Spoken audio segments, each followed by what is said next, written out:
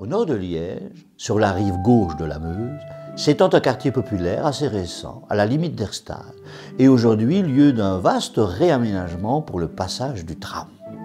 Ce quartier, c'est Coron-Meuse, un lieu retourné à l'abandon et aux friches après les fantasmagories de l'exposition internationale de l'eau en 1939.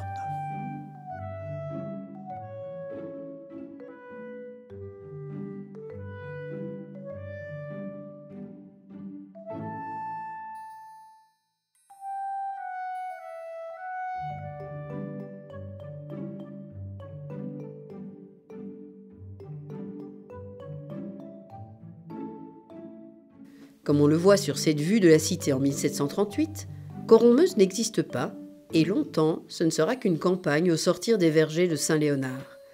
Il n'y avait là rien du tout, que des terrains marécageux, régulièrement inondés par les crues de la Meuse. Et contrairement à ce qu'on pourrait imaginer, le nom n'a aucun rapport avec les corons des ouvriers des mines, ces habitations en briques d'une seule pièce et flanquées d'un potager qu'on trouvait autour des charbonnages. Coron-Meuse vient du mot flamand krone, qui signifie tournant, virage. C'est en effet un endroit où la Meuse effectue un léger virage, comme on le voit parfaitement sur ce plan. Coron-Meuse, c'est d'abord le quai de Coron-Meuse, qui longe l'ancien canal Liège-Maastricht, un canal d'environ 25 km, qui reliait notre cité à notre voisine hollandaise dès 1850. Mais ce canal, pas assez profond, n'existe plus, remplacé par le canal Albert, lui-même ouvert en 1939.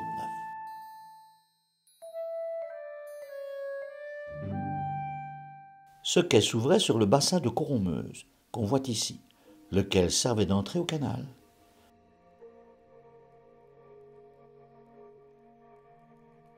Le quai existe toujours, on le voit ici dans le prolongement du quai Saint-Léonard, jusqu'à la place de Coron-Meuse, bien connu avec son énorme rond-point à l'entrée de la commune d'Erstal.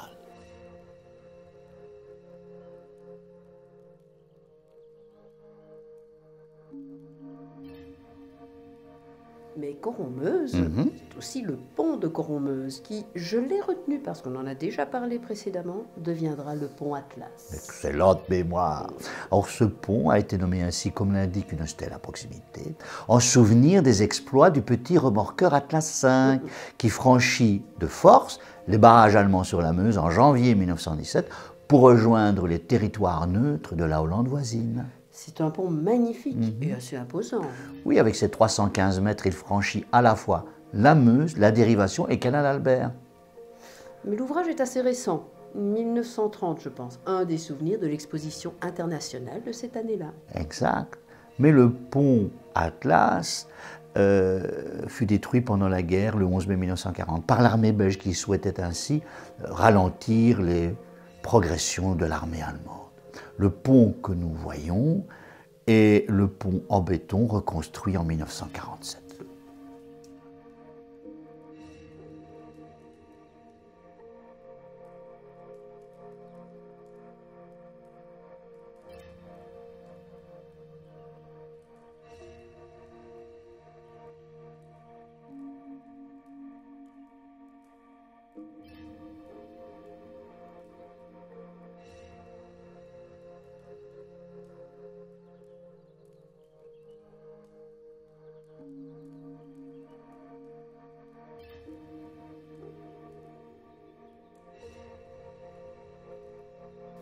Le canal Albert commence à la gauche de la pointe de l'île Mont-Saint. Il va se dérouler jusqu'à Anvers, sur près de 130 km. Il relie les industries liégeoises au charbonnage du Limbourg et à la grande cité portuaire sur l'estuaire de l'Escaut. Travail pharaonique qui a propulsé notre cité au rang de 3e port fluvial d'Europe, titre qu'elle détient toujours aujourd'hui.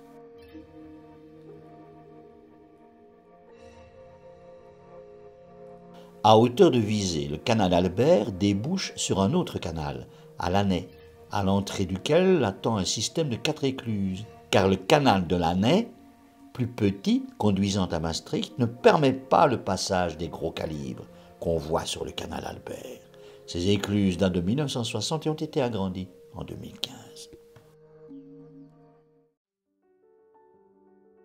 L'exposition de l'eau en 1939 avait investi le quartier de Coronmeuse pour y bâtir une foule de pavillons, dont le plus célèbre demeure le Grand Palais des Fêtes, qu'on aperçoit ici au temps de sa splendeur, œuvre de l'architecte du groupe de l'Équerre, Jean-Joseph Mouchen.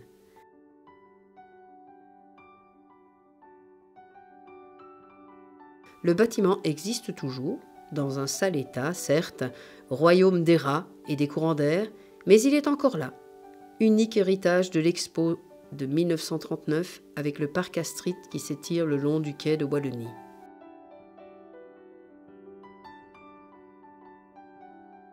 Le Palais des Fêtes se trouvait à l'entrée du parc de l'exposition qu'il dominait de ses 20 mètres de haut. Il se voulait un chef-d'œuvre de la nouvelle architecture, telle que la concevaient les bâtisseurs de l'Équerre, c'est-à-dire construire au cœur d'un espace naturel préservé, avec des volumes gorgés de lumière et surtout réservant aux occupants autant de place que possible. Le bâtiment tout en béton est d'une taille d'ailleurs impressionnante, avec ses 90 mètres de long et 40 de large, pour un volume qui frise les 4000 mètres cubes.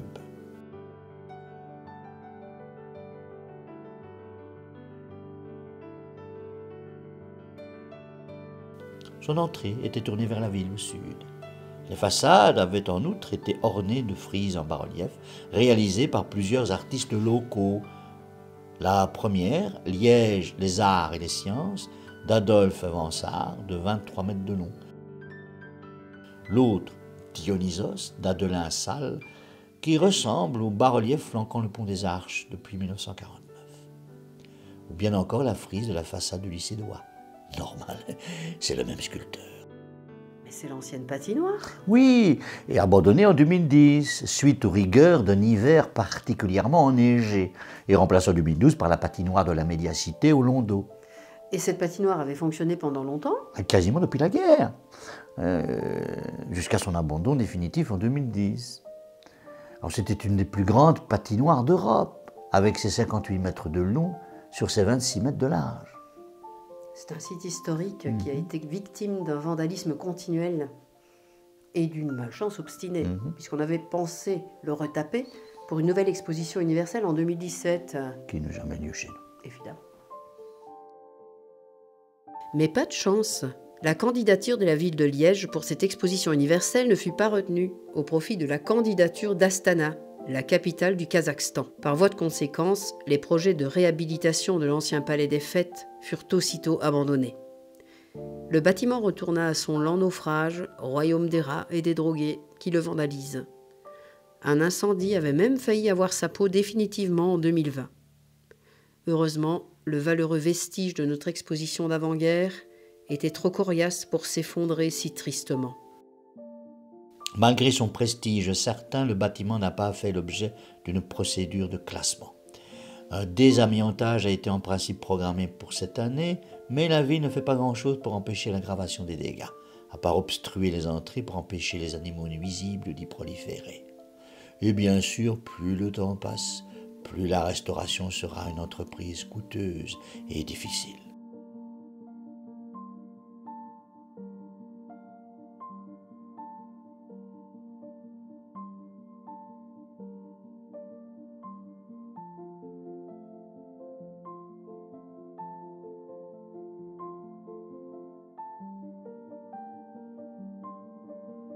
Un petit mot sur les Ardentes, ce festival de musique qui a eu lieu sur le site de Coronmeuse. Ah oui, entre 2006 et 2019.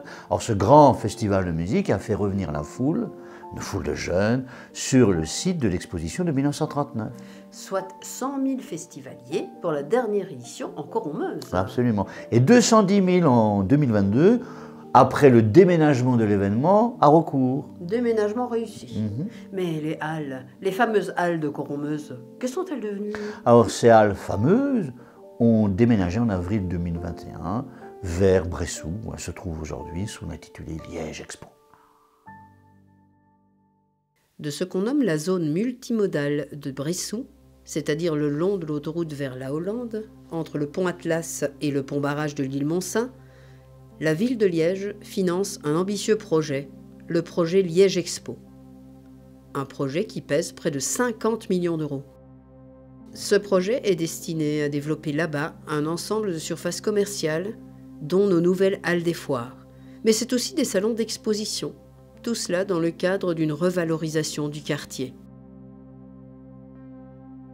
On se demande alors ce que nos édiles comptent faire pour l'ancien site de Coronmeuse, où aboutit actuellement la nouvelle ligne de tram. Le territoire désolant, rempli de friches, devrait en principe voir émerger un projet de construction de logements, avec à la clé une réhabilitation du Palais des Fêtes.